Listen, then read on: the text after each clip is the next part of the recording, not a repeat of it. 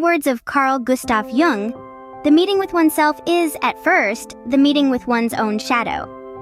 This profound statement brings us to our exploration today, a journey into the depths of one of the most intriguing works in psychology, The Red Book, by the very man who uttered these words, Carl Gustav Jung. The Red Book, a fascinating narrative of Jung's own inner voyage, is more than just a book. It is a reflection of a man's journey into his unconscious, a daring expedition into the unknown recesses of his mind. Picture a man, a renowned psychologist, daring to venture into uncharted territory, embracing the uncertainty with open arms and meticulously documenting his experiences. That man was Jung, and The Red Book is his magnum opus. This book, filled with Jung's vivid dreams and active imaginations, stands as a testament to his self-experimentation. It is an intimate portrayal of his encounters with his unconscious, an unfiltered gaze into the abyss. As we turn its pages, we are privy to a world of symbolic visions and hallucinatory experiences, a realm where the conscious and unconscious mesh and intertwine. But The Red Book is more than just a chronicle of Jung's experiences. It is in this book that we find the seeds of Jung's later theories, the foundations of his psychological framework, concepts that have since become central to Jungian psychology: the shadow, the anima and animus, and the process of individuation. They all find their roots here. This is not just a book, it's a journey, a voyage into the human psyche, a roadmap to understanding the self. It invites us to confront our own shadows, to meet with our anima or animus, and to embark on the path of individuation. Embark on this journey of self-discovery as we delve deeper into the enigmatic world of Carl Gustav Jung's The Red Book. To quote Jung, "Who looks outside dreams, who looks inside awakes." As we embark on this journey into the unconscious, we find ourselves in the company of the great Carl Gustav Jung himself. A pioneer in his field, Jung charted a course into the unexplored depths of his own psyche, a voyage that forms the heart of his seminal work, The Red Book. This journey was not a passive experience, but rather a deliberate and daring plunge into the shadowy depths of his unconscious mind. Jung didn't merely observe, he immersed himself entirely, engaging in an active dialogue with the figures and symbols that emerged from the dark abyss of his psyche. Jung's self-experimentation was a bold and courageous act. He encountered his own psyche, not as an outsider, but as a participant. He delved into his dreams, his fantasies, his hallucinations, all the while maintaining a meticulous record of these experiences. He referred to this process as his confrontation with the unconscious. It was a descent into the unknown, a journey fraught with peril and uncertainty, yet it was also a journey of discovery and revelation. The richness of these experiences, as recorded in The Red Book, is staggering. The visual imagery is vivid, the emotions raw and powerful. Jung's unconscious mind was a realm of archetypal figures, mythological landscapes, and profound philosophical insights. These encounters were not mere figments of his imagination, but were, as Jung himself believed, expressions of the universal patterns and structures of the human psyche. Jung's voyage into the depths of his psyche sets the stage for profound revelations about the human mind. It's a journey that invites us all to look inward, to confront our own unconscious, and to awaken to the untapped potential within us. After all, as Jung reminds us, who looks outside dreams, who looks inside awakes. Everyone carries a shadow, Jung wrote, and the less it is embodied in the individual's conscious life, the blacker and denser it is. Now, what is this shadow Jung speaks of? It's an archetype, a universal symbol within our subconscious. The shadow is the side of ourselves we often hide or reject, those impulses, desires, and traits considered by us or society as unacceptable. But the shadow isn't the only archetype Jung introduces in The Red Book. We also encounter the anima and the animus. The anima represents the feminine inner personality in the male psyche, and the animus, the masculine inner personality in the female psyche. These archetypes are the yin to our yang, the balance to our conscious gender identity. These archetypes, shadow, anima, and animus, aren't just abstract concepts.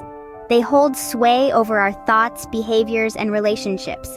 Ever felt an unexpected surge of emotion or acted out of character? That might just be your shadow at play. Or perhaps you felt a deep intuitive understanding with someone of the opposite gender. That could be the work of your anima or animus, but it's not enough to just know these aspects exist. Jung emphasized the importance of acknowledging and integrating these aspects into our conscious life.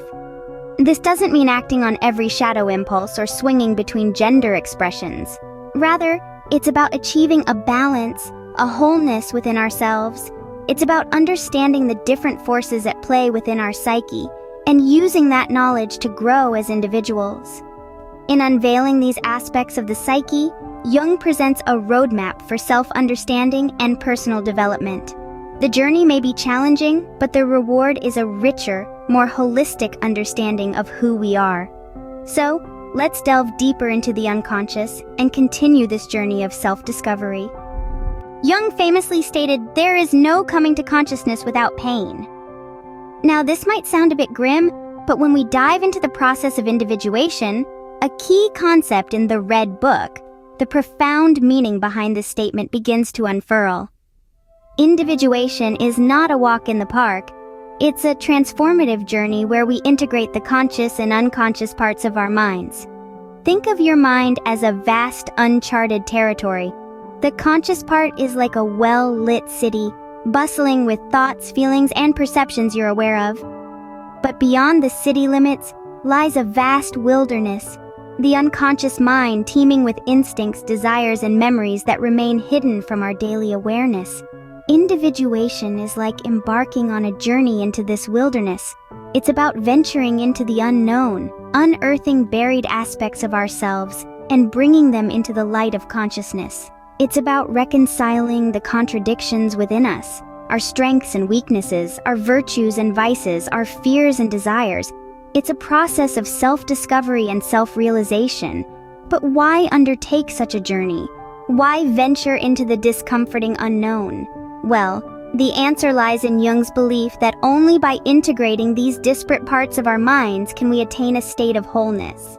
A state where we are not just aware of our conscious selves, but also acknowledge and accept our unconscious selves. However, as Jung stated, there is no coming to consciousness without pain. Individuation is not easy.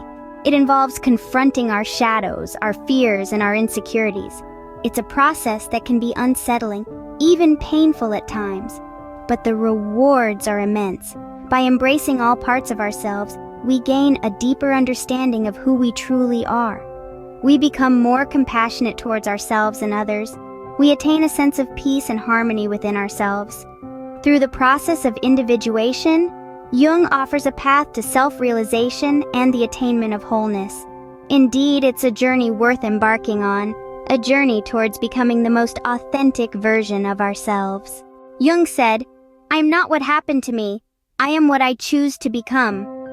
This profound statement encapsulates the essence of Carl Gustav Jung's seminal work, The Red Book.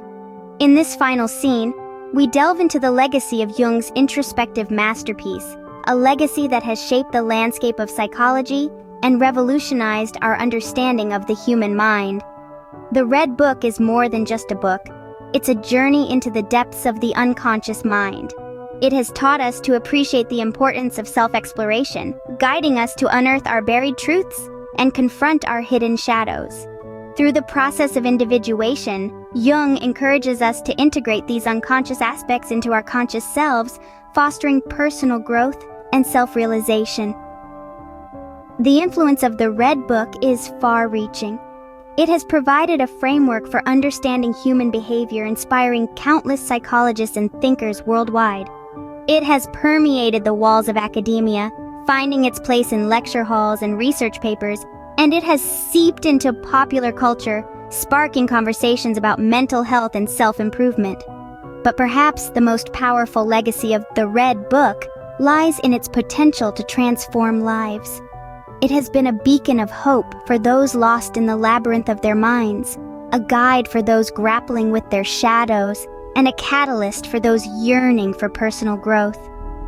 It has empowered us to challenge our preconceived notions, to question our conditioned responses, and to embrace the complexity of our inner selves. The lessons from the Red Book are timeless, resonating just as powerfully today as they did when Jung first penned his thoughts over a century ago. They remind us that we are not mere products of our past, but architects of our own destiny, capable of shaping our future through conscious choice and deliberate action. In the Red Book, Carl Gustav Jung invites us all on a journey of self-discovery, challenging us to confront our shadows, integrate our unconscious, and become who we truly are.